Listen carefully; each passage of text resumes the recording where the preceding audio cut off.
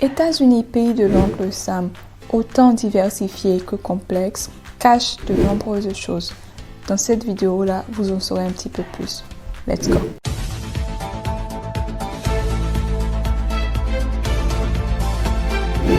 Bonjour à toutes et à tous, bienvenue sur ma chaîne. Moi, c'est Bibi. J'ai immigré aux États-Unis en 2015 et là, je fais des études de médecine.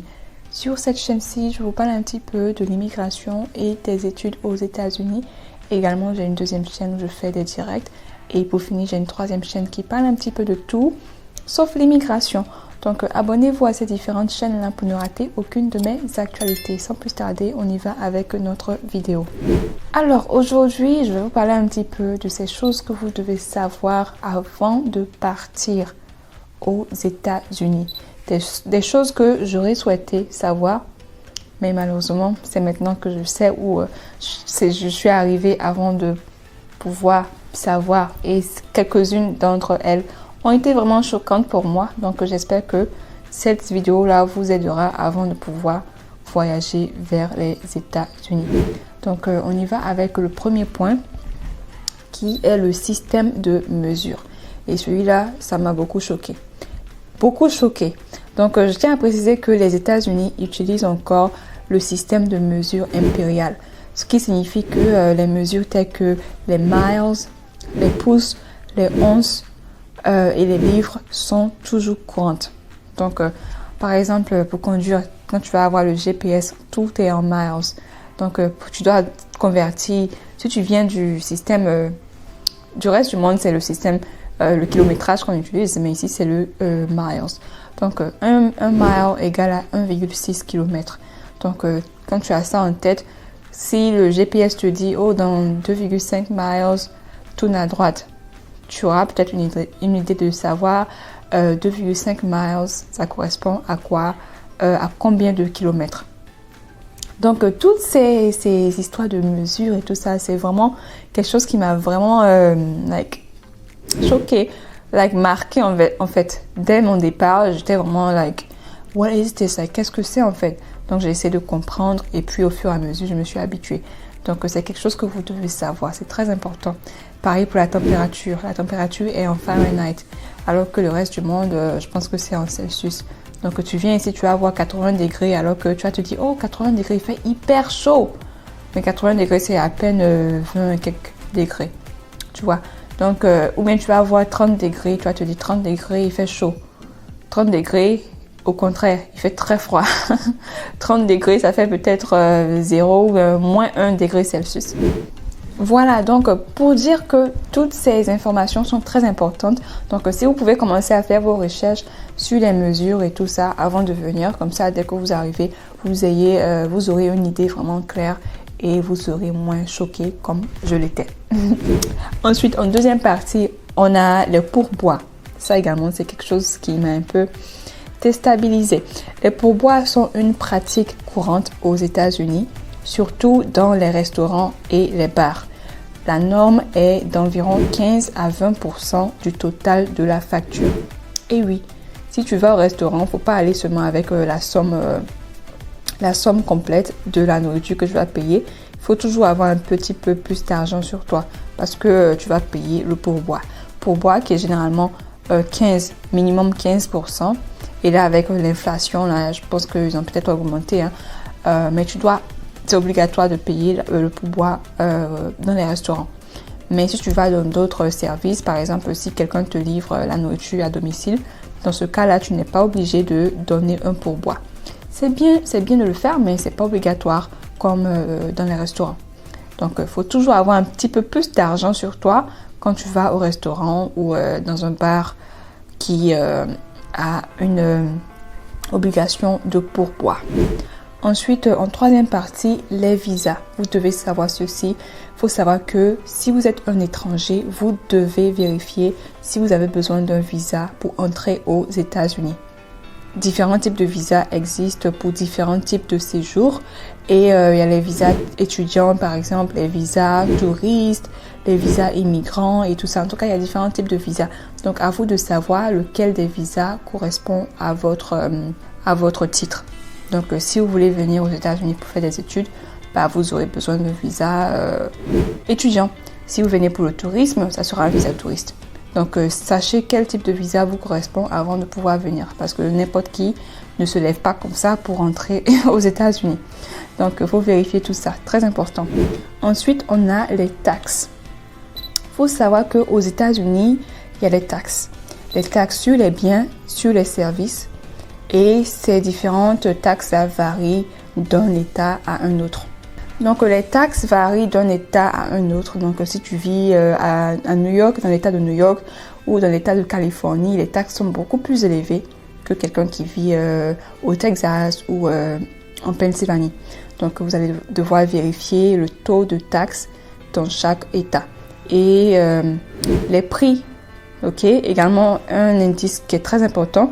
Les prix indiqués ne comprennent généralement pas la taxe.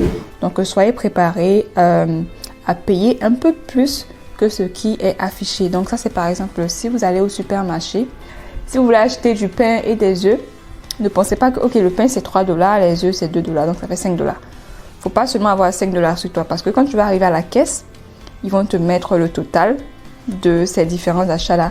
Maintenant, la taxe va s'ajouter.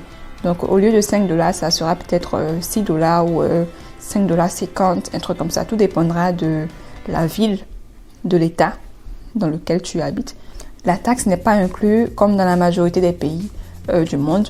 Ici, la taxe est en dehors du prix de l'article.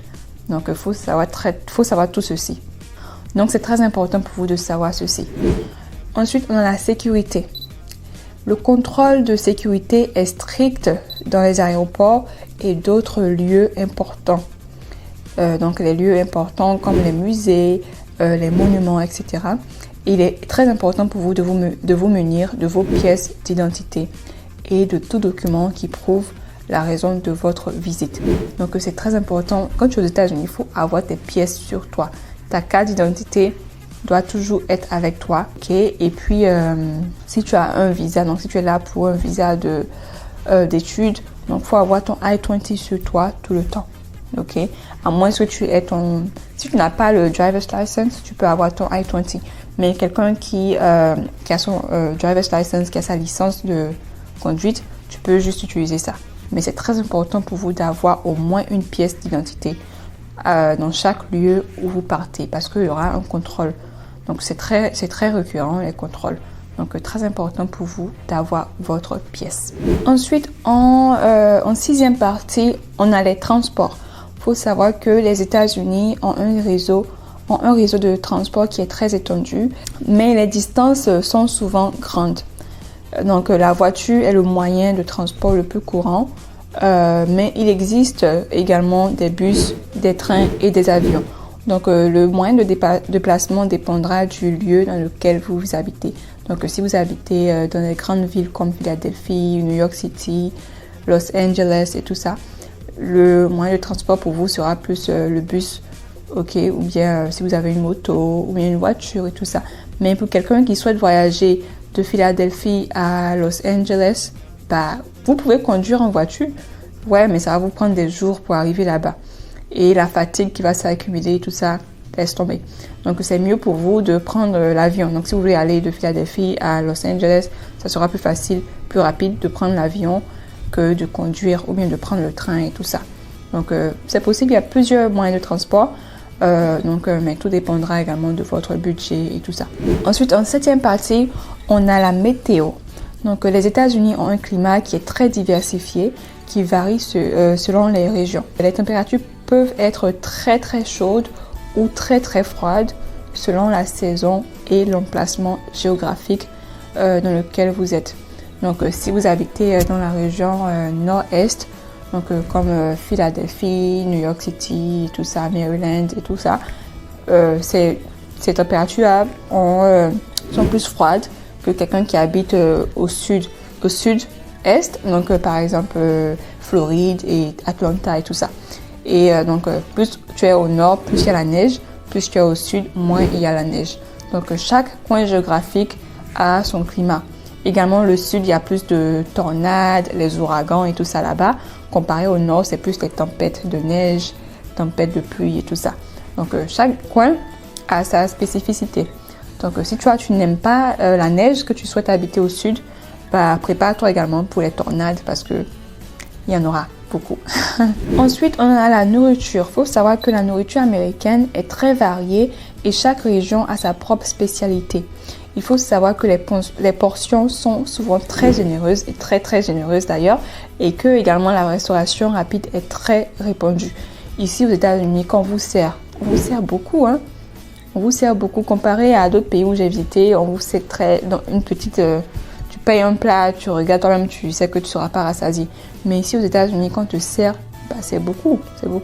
Donc je peux dire que tu payes pour le prix que tu reçois en fait. Donc le prix que tu payes, c'est ce que tu reçois. Comparé à d'autres coins où on te sert un petit plat comme ça. Donc voilà, ça c'est très répandu. Également, il y a beaucoup de fast-food. Il y en a énormément de chaînes de fast-food. Chaque jour, il y a des chaînes de fast-food qui s'ouvrent.